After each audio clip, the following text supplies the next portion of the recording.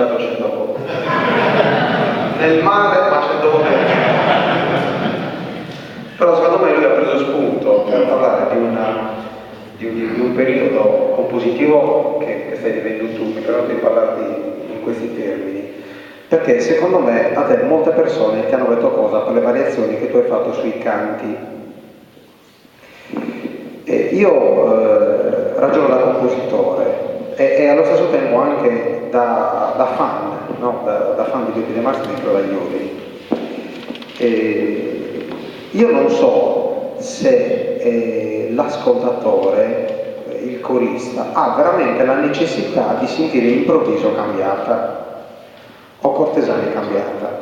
Io questo non lo so.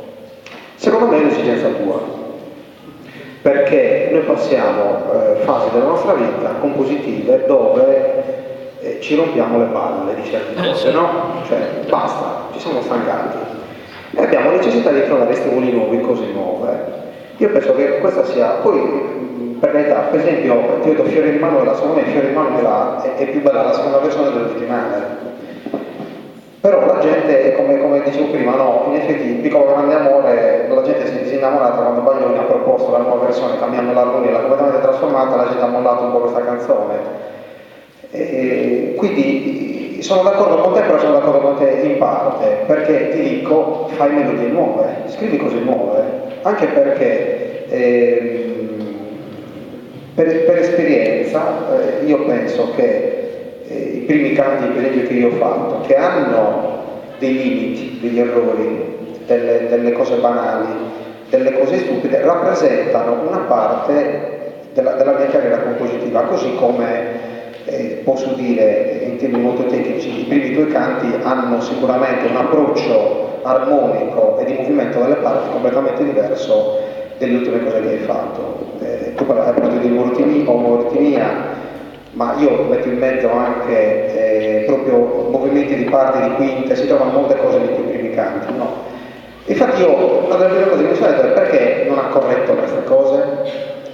E poi automaticamente mi sono dato la risposta, perché è giusto non toccarle, perché è giusto che rimangano questi segni, questi passaggi nel compositore che poi arriva a scrivere oramai in totale contrappunto, tu oramai scrivi tutto in contrappunto, ed è un contrappunto molto soggettivo, non è un contrappunto accademico, perché io trovo che tu fai muovere delle parti come, non so, non riesco a trovare un compositore che faccia muovere le parti come le fai muovere tu, cioè ritengo che tu stai mettendo la firma anche sulle nuove armonizzazioni in un contrappunto che presenta proprio dei colpisce, no? Delle cose che tu non ti aspetti. Uno ascoltando questi nuovi canti improvviso, queste nuove versioni che tu hai fatto, io mi aspetto delle conclusioni musicali diverse che non arrivano mai, che tu non le dai mai, perché lì entra in gioco, l'hai detto tu adesso, hai detto tutto, il colpo di scena, il colpo di teatro. Io mi aspetto altre cose, queste cose non arrivano mai,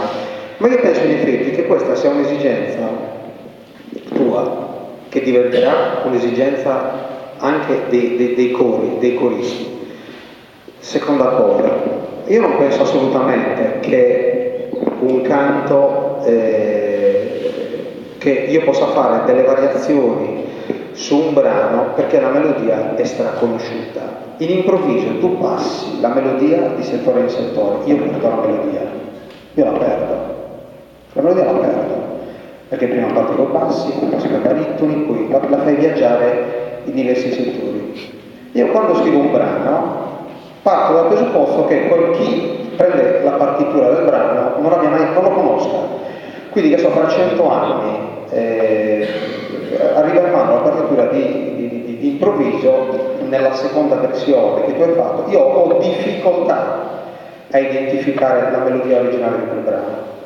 Credo che sia, né più né meno, come succedeva ai tempi di Mozart, che siano variazioni sul tema, su una melodia, cioè che ci sia necessità di avere la melodia originale omoritmica e poi di conseguenza avere la seconda variazione, che io mi ricordo ancora quando la prima sera, 2 anni fa, che abbiamo saluti i Crodaglioli a cena, erano tutti saluti come ora, hanno fatto Fiore di Manuela e io ho detto, cioè, sono 3 minuti e mezzo di goduria, cioè, una roba per chi fa musica, per chi scrive musica, sentire questo in questo contrappunto per giunta messi così larghi, perché questo poi ti dirò di che cosa ho cambiato io al corpo bene, dopo che ho sentito io questa cosa, io ho cambiato molte cose al corpo bene. Hanno una forza emotiva completamente diversa e certamente più forte, questo tipo di... e quindi niente, queste sono delle piccole considerazioni. In effetti io devo dire questo anche, che dalla vostra visita a Nuoro, stata venuto 2 anni fa, per che anche lavorato bene, abbiamo fatto una commissione straordinaria, ma non sarà come straordinario questo momento,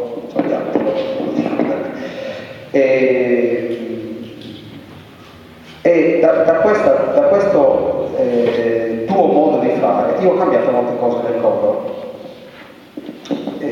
la disposizione dei coristi, e ti devo dire che ho avuto la tentazione e l'ho fatto, ho cambiato il canto anch'io, cioè anch'io sono caduto in questo, quindi ho preso una melodia e l'ho completamente trasformata e vivo col pensiero che non mi venga più la tentazione di farlo con altri, cioè ho paura che mi venga la tentazione di farlo con altri. Ho paura perché quando io ho presentato la seconda versione di Estra Notte Luna, che secondo me la seconda versione è nettamente superiore alla prima, perché nel mente noi abbiamo fatto queste melodie che i canti scritti 20 anni fa, 30 anni fa, dentro la nostra mente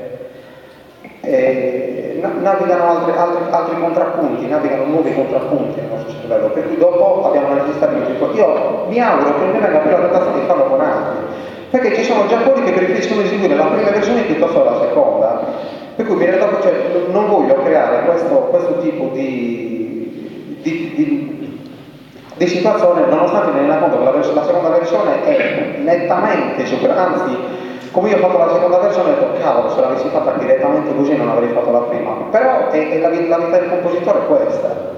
Oggi se Verdi rinascesse, sicuramente userebbe un organico orchestrale completamente diverso. Wagner probabilmente farebbe sempre le 4 ore, sempre le solite cose. E poi concordo pienamente su tutti i folclorismi che hai detto della Sardegna, e questo è uno dei nostri grossi limiti. Io penso che noi abbiamo una vita corale, una storia corale completamente diversa con la loro. Loro sono nettamente più avanti di noi.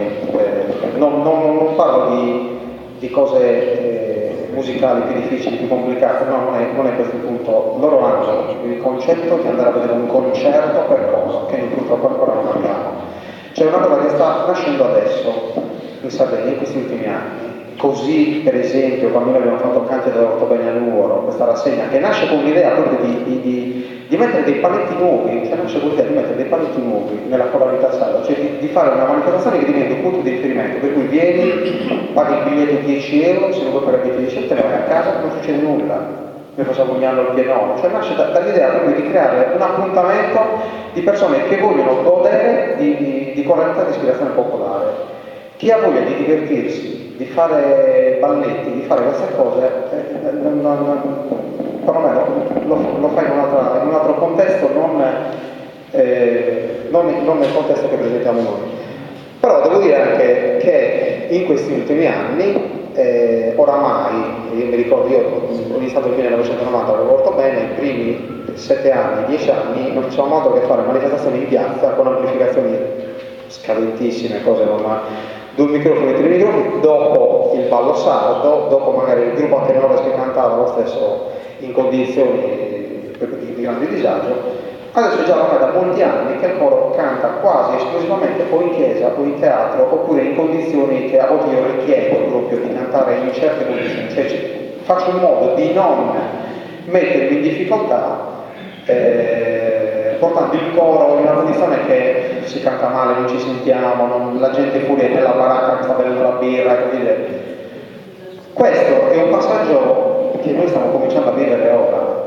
In Alta Italia queste cose le hanno risolte, ma sapete da quando? Noi quando io vado col coro bene fuori a fare i concerti, la maggior parte delle volte si paga il biglietto, siamo in una zona dove il il coro si sente bene, la preghiera c'è, troviamo sempre le condizioni ideali per cantare. In Sardegna è raro che succeda questa cosa. Per cui questo è una cosa che i direttori, prima di tutto, e i cori devono cominciare a impuntarsi, perché noi ci cominciamo a abituare, le persone che ci chiamano a richiedere determinate cose, allora la coralità può crescere